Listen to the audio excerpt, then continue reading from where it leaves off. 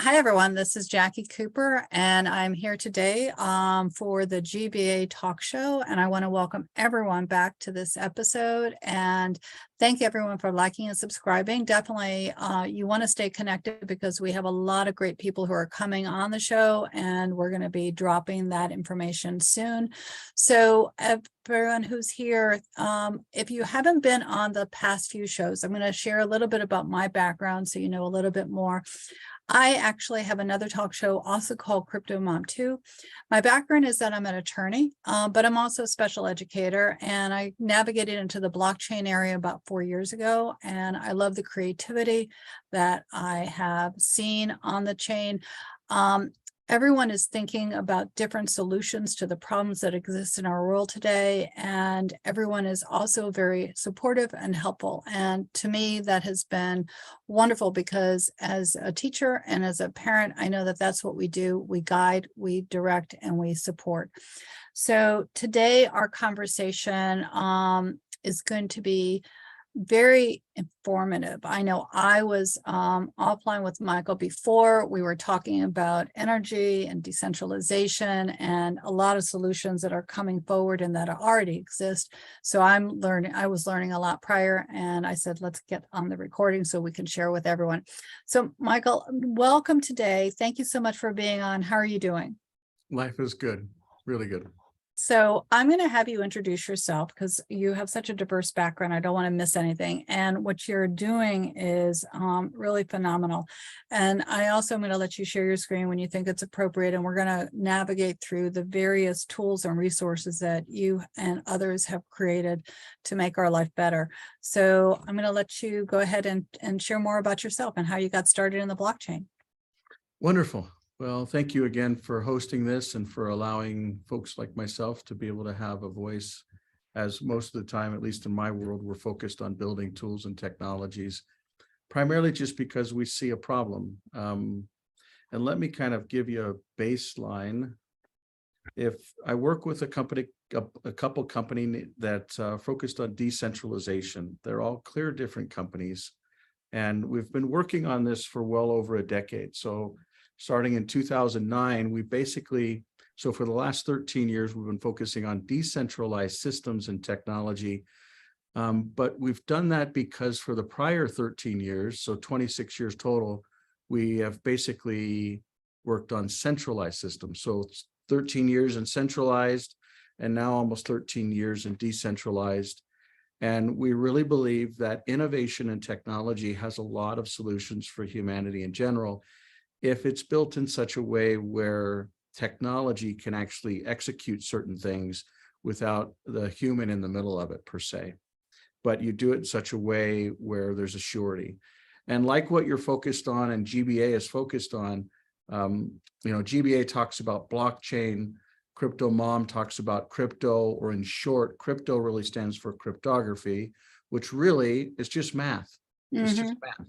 So how can technology actually execute certain math or physics or solutions to be able to provide value and benefit to humanity in general? And so these different companies are focused on different solutions around decentralization, but really, and when I say decentralization, it encompasses everything around cryptography, but it really is around removing the centralized ecosystem of systems that we're already used to. You come from the legal profession. You understand legal versus law. There's a difference. Most folks don't really see that. But because you've spent a lot of years in the legal system understanding terminology, process, structures, you've joined an association, a bar, whether that bar is a federal or national or a state or a county bar, that's an association. It's like one, and an individual can contract with an association or a business or a community or a company to be able to do certain things. And you've taken a bar assessment, right? And you've connected into this, but it's different than what really the law system talks about. So the law system talks about, for instance, even in the Constitution, it talks about how government is not going to impede an individual or a corporation from entering into private agreement. Now that's separate from the law system, colonialism. Anyways, I don't want to get all about this, but I love it. the I thing love is, it. centralization is really at the center of a lot of these systems. And we Yes. look at it as something even bigger than that. We look at it as a form of really secret combinations. And whether it's in law or tech or media or health or food or pharma, or it ekes into government. And what we've really seen are governments that have been overtaken by pieces of these secret combinations, and they really break into two ecosystems. One that is around private ecosystems, and two that is around public. The public ones are ones that we can see. So let's say Papua New Guinea or Ghana or China or US or Taiwan. These are all countries that have their own physical geography that they're supposedly governing. And in so doing, they create their own currency, they create their own monetary policy, they create their own transactions, but they're really creating a form of what is perceived as value, whether it's backed by something like the Chinese renminbi is backed supposedly by rooms and rooms and rooms full of gold bullion, silver, platinum, uranium. It's literally backed by real precious, what we as humans perceive or think is valuable, right? Right. I would say, when was the last time you used gold or silver or platinum? I mean, anyways, but the point is you've got public financial systems that have currencies tied to them. Then you've got private systems that are usually tied to some type of a fund. Like the IMF is a good example. But what is the IMF? What is the United Nations? What are these different ecosystems? And we're starting to see a brand new one come out with 7 or 8 countries. I won't talk specifics since we're in the middle of a war and there's kind of a bunch of other dynamics flowing around that. Yeah. But what I'm driving at is behind these things that we all call countries are really secret combinations. And these are affluent ecosystems that have made money over generations, or they've even worked together to make other, like how does the International Monetary Fund work? Well, through project finance. Well, how does the project finance work?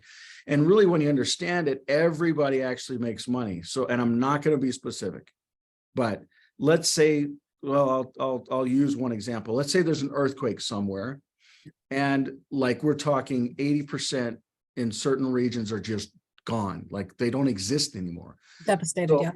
you know, let's say the IMF comes in and they'll actually, believe it or not, they'll use private finance to then issue public assets or debt. Now, when you understand that, that's the same thing that happens in the banking industry. Our 2008 issue was around mortgages tied to those debts. So when people actually say, let's say I have $1 in a bank, I can loan out $10. You're creating that $9 that's actually being loaned out based upon leverages, fraction-based leveraging. That doesn't just happen in banks. It happens in the money creation system with these private secret combinations. So my point is all of this stuff is just yucky. It's centralized systems where the individual actually gets hurt. Yeah. I mean, really, you know, when things get created, inflation happens because there's more money supply. But does the individual really get that money, or does it eke into something that didn't necessarily have the right value exchange around trade? So when we use technology, and this is why I really love, probably one of the basic reasons why you got into this ecosystem, I love what Bitcoin represents. It represents a store of value, but not because there's something that backs it, but because from a perception standpoint, someone actually grabs a miner, plugs it into a power source and pays the power bill, and then gets that coin and actually perceives it to be valuable because they paid for that miner, which is an asynchronous miner. So it like comes up with it's an algorithm that's based upon a fictitious math question that burns energy over time, right? Which is a whole nother topic around energy and blah, blah, blah. But the point that I'm trying to drive at is they paid a power bill to come up with a mathematical question, not to create a transaction, not to create, they can say it creates a block, but ultimately it's just how Bitcoins were given out. But one of the reasons I love Bitcoin is it is a proven litmus test that cryptography works, the math works, the security works. And so with that being said, why can't everyone create their own form of value? Whether it's through a business or, I mean, you probably have a trust or a home, right? Mhm. And in that home, what kind of law did you practice, Jackie? It was civil, it was business, it was nonprofit oriented. Okay. So you're familiar with probably the asset-backed lending stuff. You're probably familiar with wills. Yep. So you're probably familiar with probate, what happens when someone passes away, how does it? So let's look at it as we all are our own individual value. Yeah. Right? I mean, whether we see ourselves, and one of the reasons I really love what you're doing is you talk about crypto mom too. I believe mothers are one of the most powerful things, and it's not just in humanity, but on this planet, primarily because they create. I don't care if it's a piglet or a monkey or a giraffe, they're creative. Some people say, well, a seahorse doesn't have to have a male and female. But what I'm trying to drive at is through creation. Yeah. And the individual actually can be who they are. Yeah.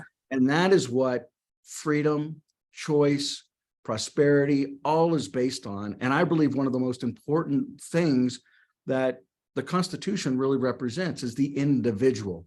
And when you look at it from a constitutional standpoint with your lens on it from a legal standpoint, the Constitution is actually there for the individual. It's there so they can actually be free, so that they can prosper, so they can choose. And if one individual contracts with another individual, or one individual creates a business to contract with another, or one individual creates a trust to hold something, those things are constitutionally protected by design. Now, did they have the technology back then in the 1700s? No. Did they have from a cryptography standpoint? But we have it now. And in my opinion, there's two things that actually solve a lot of these problems. And one of them is decentralization. Now, decentralization to me means a ton of stuff all wrapped into one. When GBA, the Global Blockchain Association, talks about blockchain fits into decentralization. When you, as Global Mom 2, talks about Crypto Mom 2, you talked about crypto, you're talking about cryptography, you're talking about math, you're talking about encryption, you're talking about security. All of that fits into decentralization.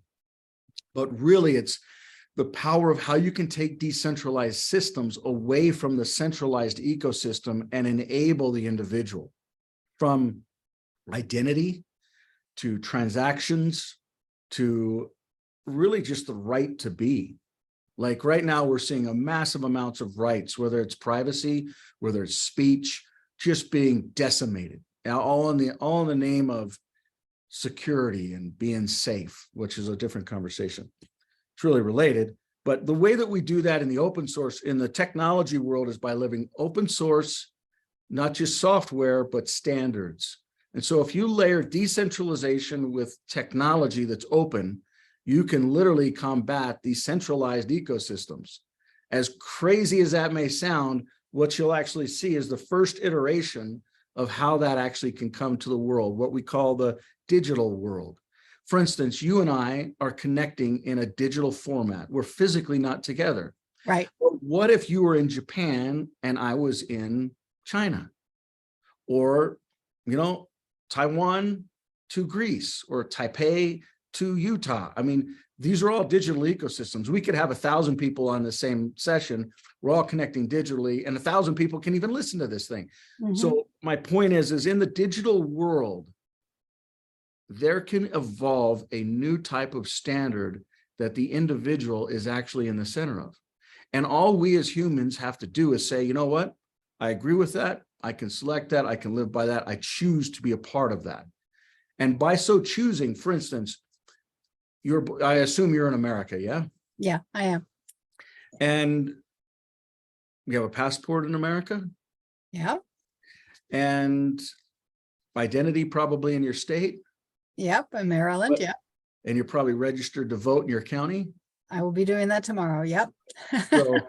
So we've got a country, we've got a state, and we've got a county. Yeah. And really your identity is actually defined by what? The county. Your identity, your land records, your voting records, your marriage records, all of those go to the county, not the state and not the country. That is a perfect example of the first declaration and first constitution that gives those rights in a decentralized way to the individual in their own area. Your sheriff has more power than a sitting president, whether elected or selected. Literally, the sheriff in your own county knows your circumstances. They know what's going on the streets. They know what's going on, in the homes. They know what's good, what's bad, and hopefully they also care, right? So, Exactly. and if they don't, it's easier to hold them accountable than it is to say, hey, people in a whole nother jurisdiction, which is not even the country. When we talk about the District of Columbia, we really understand the Constitution. The jurisdictions don't even match up. They're two separate ecosystems, but we won't get into that. My point is, in the digital world, it traverses these things that we call borders. Yeah, it does. They're really imaginary lines. Have you ever gone to Canada and driven through you're just on a road, you just go right. We create these fictitious lines because how humanity actually was sailing around the world, sticking a new flag with a new color. Maybe it took sword, maybe it took a gun to take it, but today's world, the digital world, knows no borders. It is the whole earth that is the jurisdiction. Does that make sense? Makes total sense. I mean, again, that's one of the reasons why I became interested in the blockchain, is just its global reach and the fact that we can do a lot to help people independent of, like you said, the country and the borders. It is borderless. But again, you have to provide that education to individuals in order for them to be able to benefit from it. Where you and I initially met back in DC, there was another gal that was there, and I won't be specific. Her name is Amelia. And she actually helped first off, she got elected as a county commissioner. And she understood the technology side, the business side, the use side, and literally she has deployed technology at the government layer in a county to actually do things like a marriage. So imagine over 30,000 marriages being conducted online in the digital world. For instance, let's say someone in Toronto doesn't want to get vaccinated. Did you know that you can't actually get in the province of Ontario, you can't get a marriage license if you don't get vaccinated? Had no clue, but there are a lot of laws like that in other states that are also, as ridiculous as that. That's one of the reasons the truck drivers were just like, hey, we're done with this, but that's just one of many. But so instead of them getting married there, they can get a marriage license online, and they can get married online in a jurisdiction that they choose. And that's, Utah County has put like $6 million to $12 million to the bottom line that taxpayers would normally be on the hook for. Now, it's not just about money. This is a proven case around how you've got a digital ability to grab, or at least be somewhere else, virtually or physically or digitally, however you want to call it. But in so doing, you're also traversing different jurisdictional laws. So for instance, in China, the government reached out to Utah County and said, how can you allow two men in China to get married online? We forbid it. We do not. And for me, I don't understand that kind of mentality, but I do love people. I love people for who they are, no matter what their choices are. And I believe that simple love and gift is one that's it's through the whole world. It's not just through one individual to another. But the point that I'm driving at is, what governs that? And can there be conflict? Can there be resolution? Can there be solutions that are all cryptographically created in a digital ecosystem? So for instance, let's say that someone has a conflict with another person.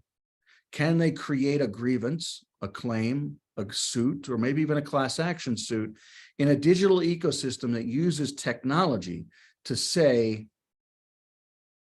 put your claim in, try and resolve your claim, understand what your claim says. Based upon your claim, we analyze it with machine learning and artificial intelligence without a human being involved to say, hey, have you actually done this and this and this because of this and this and this? So it uses a form of technology to actually create alignment before disclosures or suits are even created. And then imagine, and I'm sure you coming from the legal world, it would be refreshing to say, Well, what if party A and party B that have conflict, they could say this is public or private record. And they could say that they actually will pay for a mediator. They're not going to go through a judicial system or court system. They're going to go through a mediation process, and that mediator is going to care. That mediator is going to get paid by them, and that mediator is going to have no dog in the fight other than trying to come up with a resolution. And what that mediator says actually sticks. Now, if the A and B says, you know what, that's not right, I don't agree with it, I'm going to appeal it, they can go to a council. So imagine an ecosystem where you basically have different councils. So responsibility, governance, health, legal, economic, business, development, providers, safety, education, finance, technology, infrastructure, consumer service, and communications. Imagine if there's 13 to 15 people on each one of these councils that actually help to create value for all of humanity. And they are self-selected through a process that is normalizing. There is no king, there is no president, there is no ruler. Yes, myself and many others have helped create this ecosystem, but imagine an ecosystem that it's set up and it just runs. So for instance, who created Bitcoin? Well, we think we know, but we really don't know. We know the name, but we're not quite sure who that name represents. So Satoshi, but again, we're not sure. So Satoshi, you were at the last GBA event in DC, right? Yeah. And did you meet Scott? I think I did. I met a lot of people. Yeah. So what if I told you that what we see today as Bitcoin is a combination of a lot of bright people that actually care, but they also know that they would be in jail if they actually were known who they were, primarily because these secret combinations on the other side of it would say, you're a terrorist. You enable this kind of transaction or that type of communication or this type of value exchange. And so on one hand, I would say we know humans created it, right? On the other hand, I would say it doesn't really matter who created it. Yeah. But there's a lot more to that, and in time it'll be understood, especially in 2019 was not, when the white paper was created, it was not the first time that a blockchain or encryption was actually used in a transaction like this. As a matter of fact, if you really read the white paper, the individuals that were named in it like 3 or 4 times, one individual named 4 times was Scott, the gentleman that you and I met in DC when we first originally met. Now, but the thing is, that wasn't in 2009, that wasn't the first time that blockchain was actually run. As a matter of fact, October 13th, 1991 was actually the first time that a type of multi-ledger, one single ledger with multiple devices all aligned with a timestamp. Timestamp was actually the first use case. But to make a long story short, it doesn't really matter who created it. What the question is can it actually be killed? Can Bitcoin be killed today? I would say no.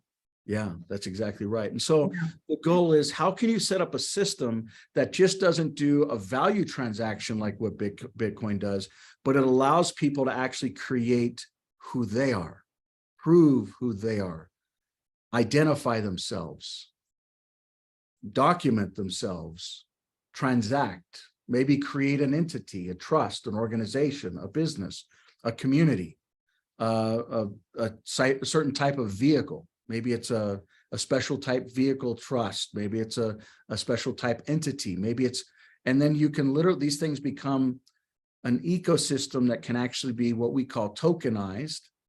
So you have a cryptographic representation of what they are, and then you can literally hold it in a wallet in real time. So for instance, do you have kids? I have a daughter who's 26. Yes. Okay. And let's say that you are 46. In 40 more years from now, when you're 86, you're probably going to care. I'm just throwing a fictitious number out there. I understand. It's all good. And when you're 86, you're going to start caring about, does my daughter have access to the things that I've worked my life to create? Yeah. Maybe it's a home that's paid for. Maybe it's some land. Maybe it's a vase. Maybe it's a piece of art. But does that actually go to my daughter when I take my last breath? Mhm. And today, I don't know, what state do you live in? In Maryland. Mhm. Okay, I don't know what the law is in Maryland around, death tax and benefit tax and probate, but in the digital world, imagine an ecosystem where you and your daughter can say, just like you said, I actually want to join the bar association and take this test and pay this fee and raise my hand to actually do certain things in the law system. Or like with GBA, it's another association. But imagine if your daughter and you join this digital world and you could actually take your home, your car, your bicycle, your picture on the wall, and you could tokenize those in different tokens. And you could say, you know what, honey, you're going to get 80% of these and the YMCA is going to get another 20%. I don't know what, everybody has their own perspective. I totally get what you're saying. And basically it's a digital will. Yeah. So, and it's so much bigger. I mean, a digital will is a really good example to kind of think about it.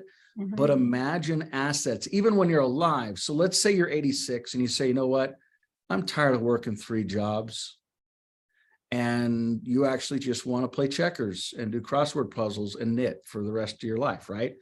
So what if you just said, you know what, I've worked hard to pay for this house. Instead of trying to do a reverse mortgage, where really the people that actually are funding it, they make the money. Now, closing costs in and of themselves, $20,000, $30,000 per transaction. Yeah.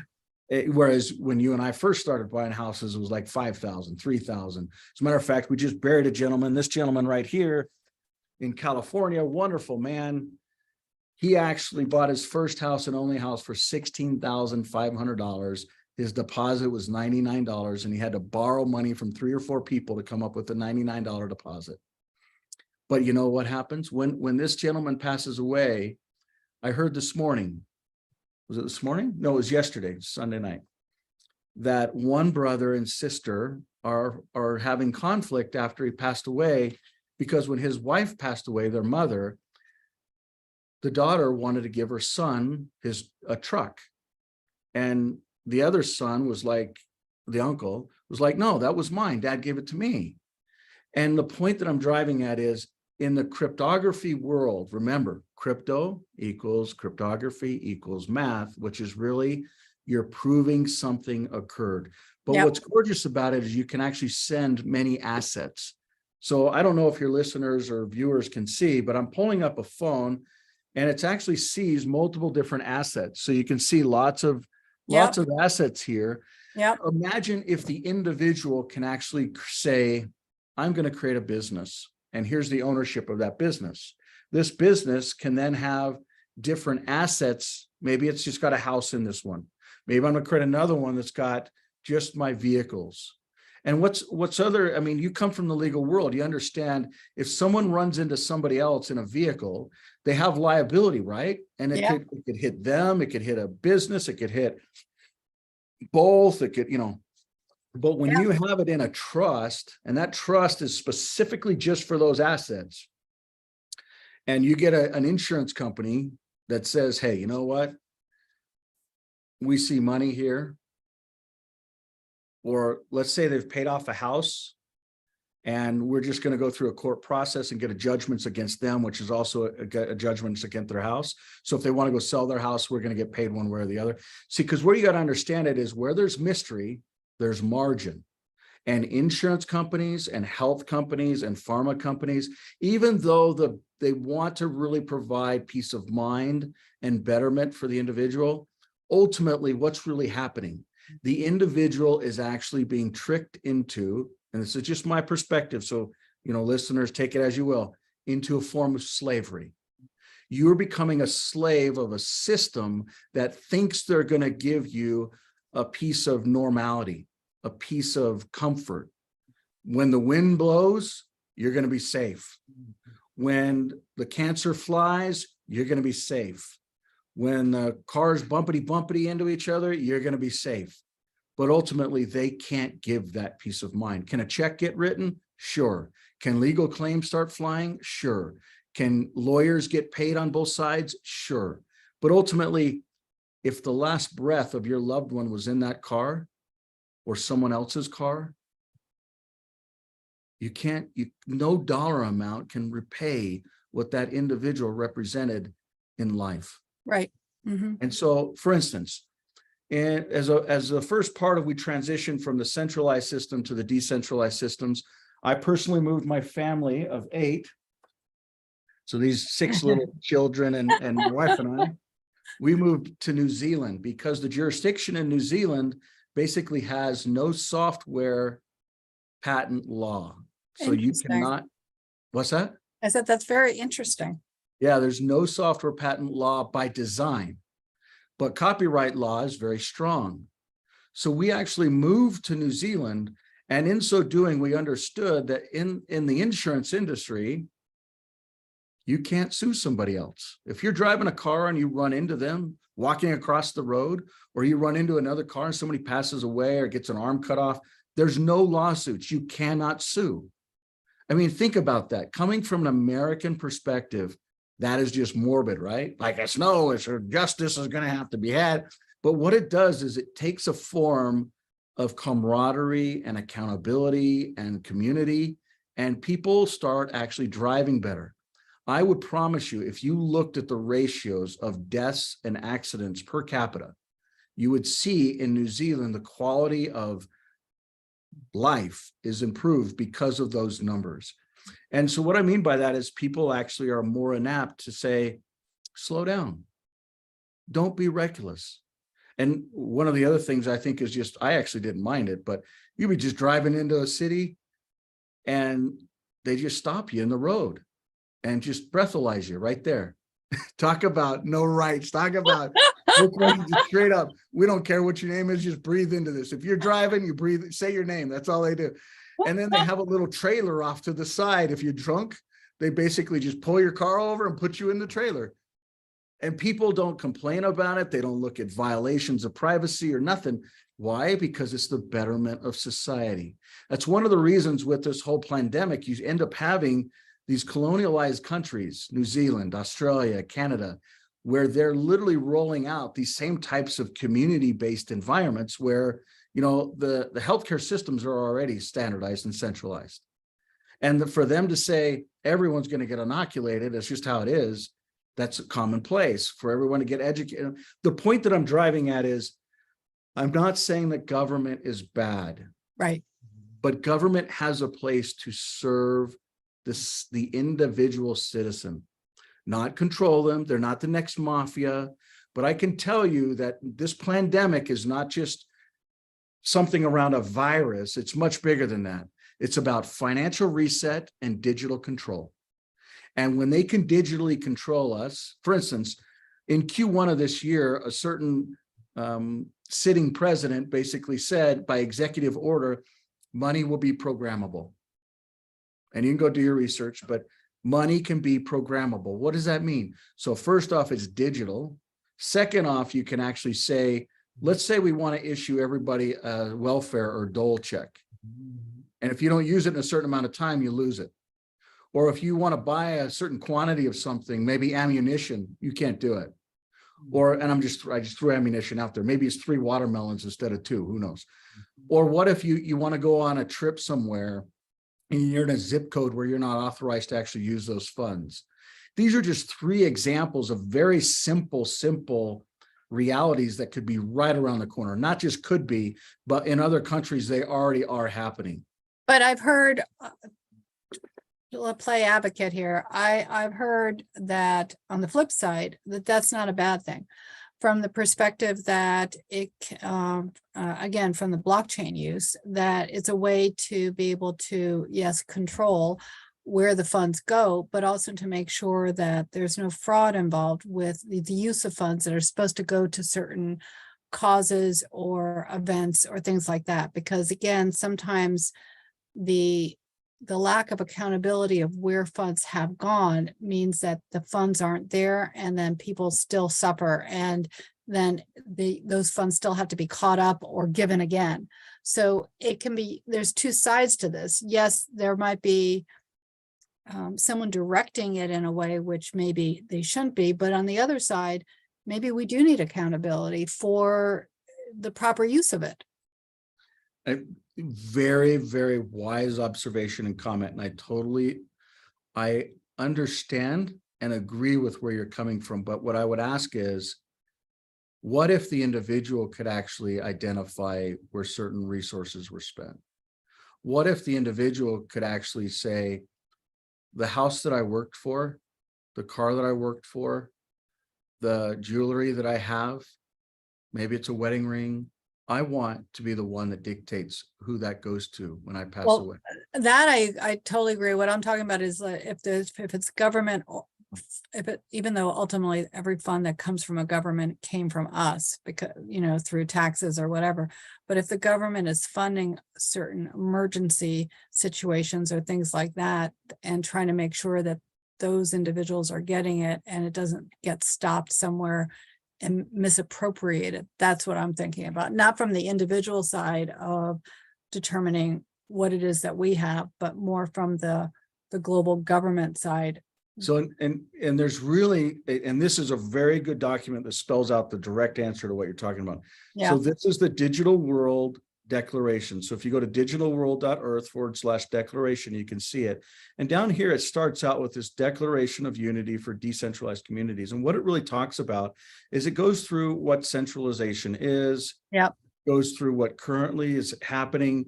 It talks about accountability, communications, motion, boundaries, motivation, knowledge, all these different realities. But to use the analogy that you just brought up, all it's saying is, in this digital world, true decentralization will be able to be number one, instead of centralized decentralization. And I'll give you an example. In the last 2.5 years, 4 countries have adopted Bitcoin as their standard currency. So no longer do they use their own version of the peso and this and that. They literally have Bitcoin as a standard. And you know what they figured out was Bitcoin takes an average of 10 minutes to actually transact or to consummate. And so what I mean by that is when we look at a chart like this actually now looks at 14 billion over 24 hours. It looks at the average cost and it looks at the average transfer time. Now, Bitcoin takes over 10 minutes to transfer on average. Which is a little bit long for a country that needs to do transactions, though. You got it. And so what do they do? So they say, oh, well, hey, you could still use Bitcoin, but you just layer it on this Lightning Network. And all you got to do to get an account with the Lightning Network is provide your name and your date of birth and some other identifier. Maybe it's an address or maybe it's a phone number.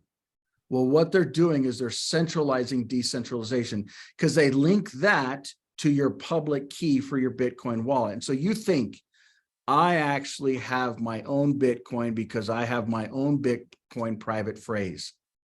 No, you don't. Well, yet technically you do. You control your own Bitcoin, but the transactions are now centrally audited. So your identifier, your name is linked to your public key, and everything that you do can now be totally seen. And so to your point around, let's say I want to donate to a cause. Like I went to lunch today, and for every pizza that's bought, there's a meal that's actually delivered. I looked at the number. It was like 1.4 billion meals have actually been delivered. This place is like, all they do is they care about literally, it was started to be a nonprofit. They went to Malawi, Africa, and they literally named the restaurant after it, the whole 9 yards. And that's how they basically do everything. It's all about giving. So how can you prove that that pizza that was bought actually went to a real meal that actually got into a real tummy of someone that actually needed it? And I actually told my kids, I said, I want you to go around while we're waiting for these pizzas to come out and look at the eyes of the children in the photos and have a little bit more gratitude for the pizzas, the full-blown pizzas that you're getting, because they don't get pizzas down there. They get this food anyway. It's this mash paste stuff. The point that I'm driving at is, how do you cryptographically know that a well was delivered or a mill was delivered or certain water was pumped out? Accountability side of it. How do you drive that? And what's gorgeous around cryptography is, and technology is, that's easy to do. Easy. Yeah. But you don't need a government to control it to do it. And if you allow the government to create the asset and then to control the asset, the individual will be in the biggest slavery that humanity has ever seen. Let me ask you this question, because as you were talking about, Bitcoin and the Lightning and then, wallets and things like that, I think I know the answer, but I'll ask it anyway. What is your thought about some of these platforms doing KYC, know your customer?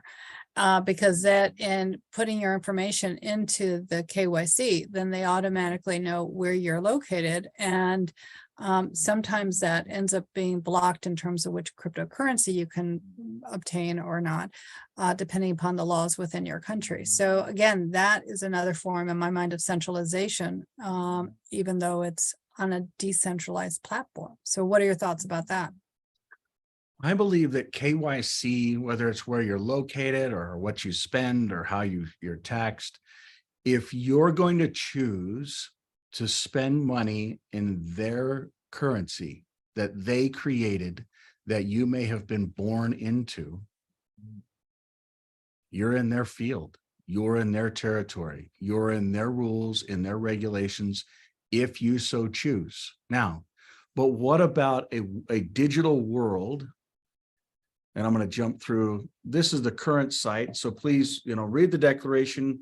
Yeah. If it's something that aligns with you, let's have another conversation around that. But let's jump through literally a use case. And this may be a touchy topic. And we're going through a voting. So there's monthly digital town halls that actually goes through what this digital world will actually do. And one of the big topics is around tax.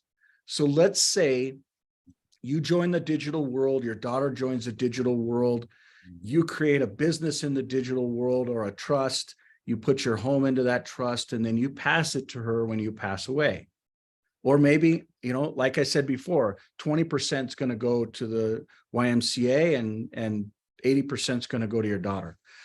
Or maybe, there's lots of different use cases, but is there tax on that? Is there tax on your transfer to her? Is there tax on your death? Is there tax on the transfer after you're passed? Is there a death tax? And so imagine that a vote in the digital world says, you know what? You're operating in a new jurisdiction. You're choosing to be a part of the jurisdiction. You're using a currency that's a part of this jurisdiction, cryptographic technology that creates a business in this jurisdiction, a business registry that validates it in this jurisdiction, and you're transacting in digital assets in this jurisdiction, not in a USD type transaction. Interesting. So imagine, they can say, hey, but let's say that anything in this wallet may go into systems that are going to go into USD. Maybe it's going from Coinbase or from some credit card or from some. Imagine a system where it says, okay, plug in your keys, and this system can automatically look at certain folks that are out there and provide you, depending on your jurisdiction that you live in, a simple form. And this form could actually provide based upon cryptographic keys, which, by the way, the state of Wyoming has already authorized, and it's federally approved. I was there the very night that it happened with the Attorney General and a bunch of others. But they basically have approved for a public key to actually create a business or a trust or ecosystems like that. So why can't a special purpose entity that is in the digital world also traverse the fiat world or US dollar world and have to file forms in alignment with that? And when you really understand this, we're talking about a scalable process that can literally be duplicated in a brand new jurisdiction or ecosystem that can provide humanity benefits that we can't even fathom today. I mean, think about healthcare and data 5 generations from now, looking back in how we can actually improve health. So for instance, let's say that your joints hurt on a certain temperature or after you eat a certain type of fruit or whatever.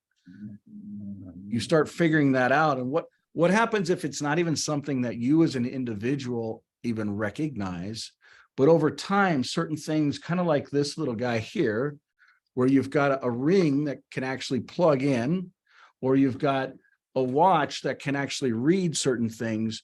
Imagine your body communicating with this digital ecosystem, and your health data literally being able to be understood and not just mind, but it can actually define who you are, how you feel, what you do. But imagine leveraging technology and gathering data points over generations of time, what that could do for future generations. I mean, it's almost unspeakable. So, but there's so much more to this. I mean, the digital world not just marriages in the digital ecosystem. Like I said, this is already done today, to voting, which we're all familiar with, which tomorrow is a very big, important day. Contacts. Imagine contacts actually are private to you. And so their public key does not go in a central system. And you can literally transact with these individuals, but the transactions are private to you and the individuals. And if you want to report certain things or define certain things or have reputations or even forensics that are built into it, it's all defined. So I'm going to stop blabbing. I hope that a lot of this. This is incredible from the depth of it. And in terms of, it covers all areas of how we live and where we can go with this. I know you're showing, for those that are on the audio side, you definitely have to pop over to the video side so you can see the diversity of what Michael is showing. But it really, when you break down every part of our life, each part of our life touches this digital world. And we are in a physical world, but we're also always transversing right now a digital world, because we have our phone, we have our computers. So it's not like we are not located in a digital world. So this is very important for everyone to look at. Last minute takeaways. I think that everyone should definitely take a look at this, but what would you ask people to think about, or what would you like people to take in terms of next steps? What I would really request you to think about is, what phone and what carrier do you choose to pay for? And is that phone and that carrier providing a benefit to the future of humanity? And what I would urge you to look at hard is the Clear phone, the Freedom phone, or the Armor phone. And you can find them at clear.store is the Clear phone. And this basically is the first decentralized phone in the world. There's 3 different models. And then, you've got the biggest one is the 620. It's actually, this phone competes with any of the Android or Apple phones out there in the world. You may have heard about it from Candace Owens. She talked a lot about the Freedom phone. And there's a lot more to come here, but that's a different conversation. But the Freedom phone is also built on the same technology as the Clear phone, which is a decentralized core to it. And then there's other models I won't get into, but the point that I'm driving at is focus on what you as an individual are actually doing as your on-ramp into this digital world. Because if you're using a digital or decentralized platform like these devices, you're automatically going to leapfrog over a lot of the other folks that are already out there. And so please just make the transition. If you're on Android, it is a very easy transition to a Clear phone or a Freedom phone. If you're coming from Apple, it's going to be a longer journey, but it's really simple. As a matter of fact, for instance, I'm going to pull up my phone here. I'm going to pull up my screen here. Yeah, I see it. I'm going to show you all the Clear apps. So these are all decentralized apps, but then I'm going to click over here and show you all my normal Android apps. The ClearOS marketplace has about 150,000 Android-based apps, but there's a server side of it. But what I'm trying to point out is you can literally just do a couple clicks and say, I actually want to use a certain type of, look at all these different icons just change. Yep. And then notice all these. Yep. They're literally, so most folks don't understand it, but the Apple and the Android ecosystem, the apps usually have the same feature or functions. Can I get a balance? Can I do a transaction? Can I do a search? Most of the features and functions are the same. The difference is, instead of being stored inside of a decentralized or a centralized system like with Apple and Google, it's literally taking the data and the encryption keys, the 12 words, and it uses derived keys to then tie to decentralized storage. And that is really what the most important piece of this digital world is all about. It's how can decentralization be layered in and truly give the keys to the individual? And it goes back to what you were saying before, because it's so very valid. It's important to learn from technology and use technology, but not let it control us. It already is controlling a ton of what we're doing, what we see, what we hear, even what we feel. There's so much to it because it's been designed that way. But it's not a matter of let's be afraid of it. What it's a matter of is how can it be intelligently integrated for the betterment of humanity so that the individual, they can validate who they are. They can store what they want, how they want. I mean, just this conversation alone, we're literally leveraging it on Zoom. Yeah. Which is actually owned by China, which is a different conversation. I'm not saying China's bad at all, but imagine a system like this. Like if you literally created your own channel, so you come in, let's say you created a personal room. This will go up to like 1,000 people. The other one will go up to like 16,000. So let's say you created your own room. You could literally have your replacement. For instance, let's jump into this meeting here. So you can see all the people that I've talked to just earlier today. And if there was a recording or not, or a transcription or not, and you can pull it down. But this is data that I actually individually own. Does that make sense? Total sense, total sense. And as a person who believes that media should be for education and for everyone, I'll definitely be looking at, the digital world platform so I can see how I can transact over and that type of thing. So I definitely believe in what you're saying, both in terms of how information is stored, where it's stored, and who owns it, and then what we do with it. Because again, I'm as an educator in the elementary school and also, navigating over to the adult education side, we all have a personal responsibility, I believe, to help each generation understand the depth of the potential of what they can be and who they are as individuals. So I definitely appreciate what you created and who you're working with, the community. And for everyone who's listening, all the contact information will be in the blog below. Michael, why don't you go ahead and say one more time the platforms, the link, so that way people can navigate over there if they aren't, if they have paper and pen, they can go right over there now. So digitalworld.earth. And I'd highly recommend looking at the declaration, which is just /declaration, or just click on it. And I'm going to drop all of these inside of this so you'll have them as well. If you want to learn about the Clear companies behind it, you can go to clear.co.com.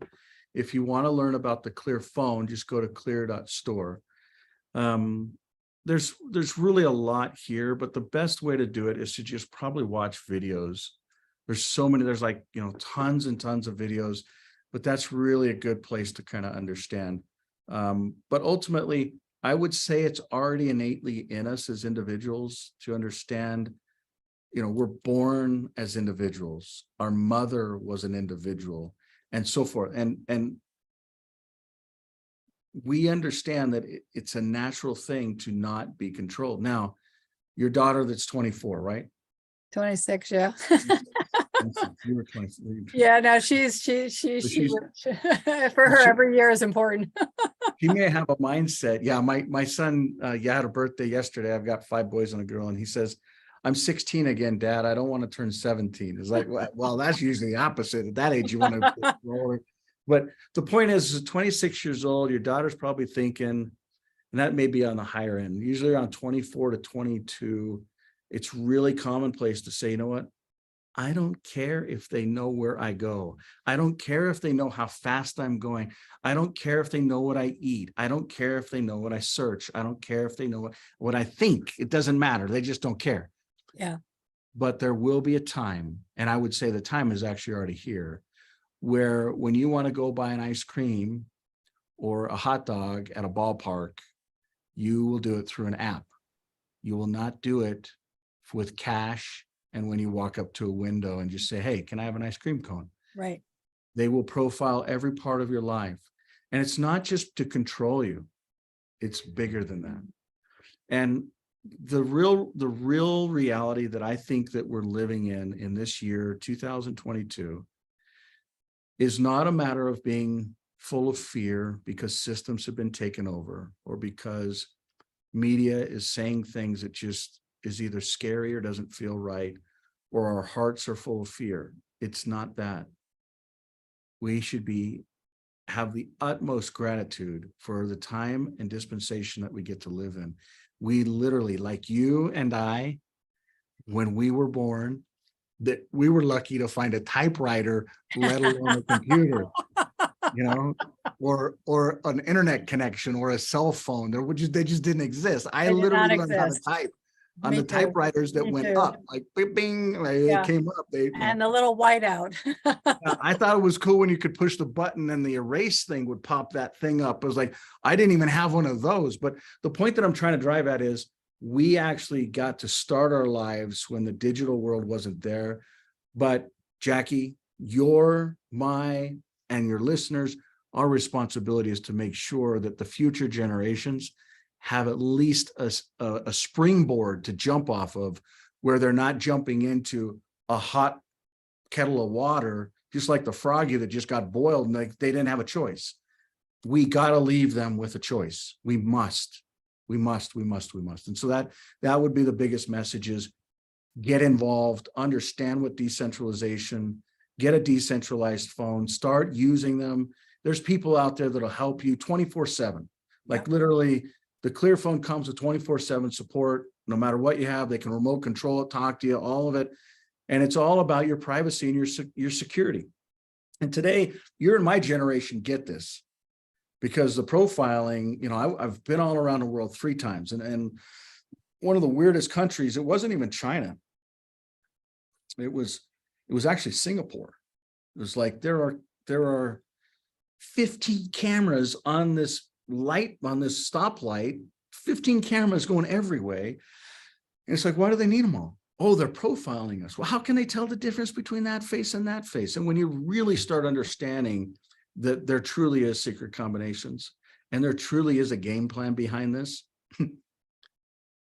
it really, for me, I don't feel like work at all. But the sad thing is, I feel like we've been at war for a long time. It's not just the last couple months or quarters or years.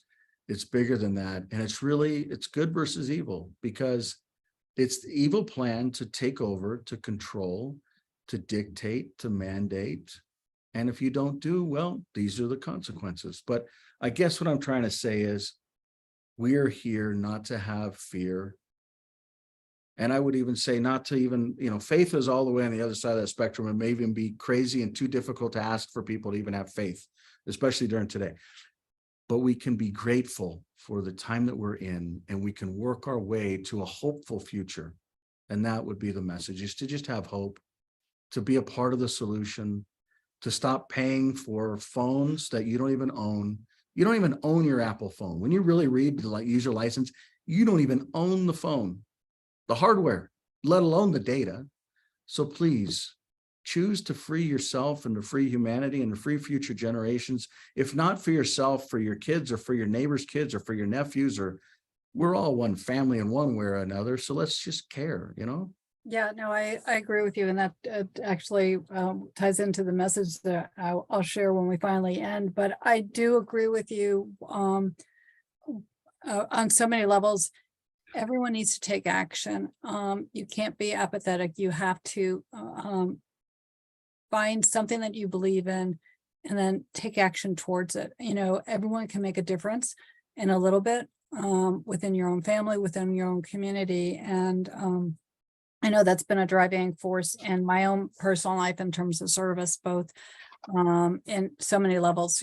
My career has navigated so many strange turns, but it's all the constant thread is always serving and helping and trying to make a change and open up people's eyes and ears to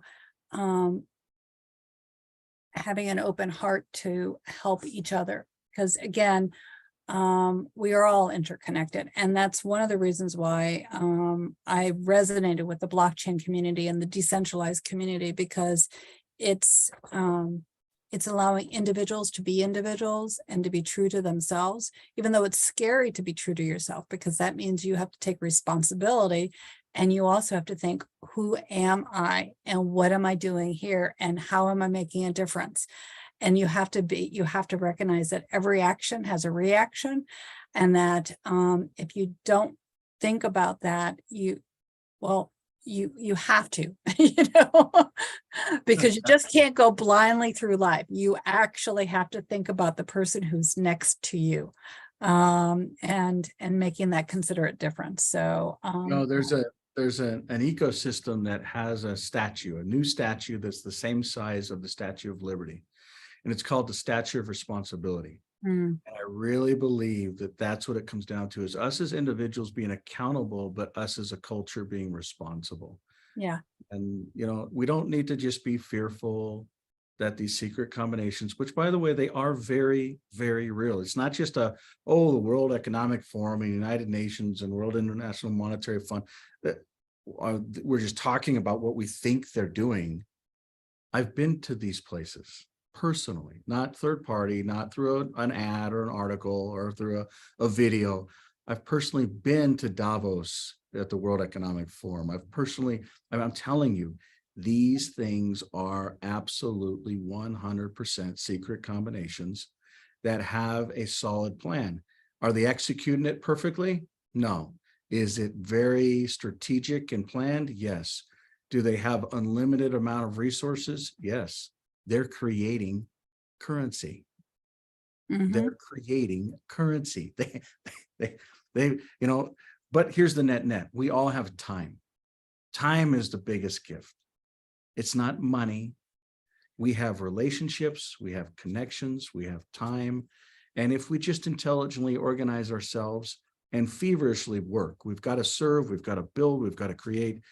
Hopefully what you see with the clear companies that are focused on decentralization that enable this digital world is something that people can actually act on and say, you know what? I'll choose to be a part of that digital world. Maybe I think I didn't choose to what country I get to wear a citizenship of, or what state I get to live in. I really believe that we all have choice. We massively do. But in this digital world, it's a new type of entity that we can all self-select to be a part of. And I'm not saying it's life or death, but it's pretty dang close.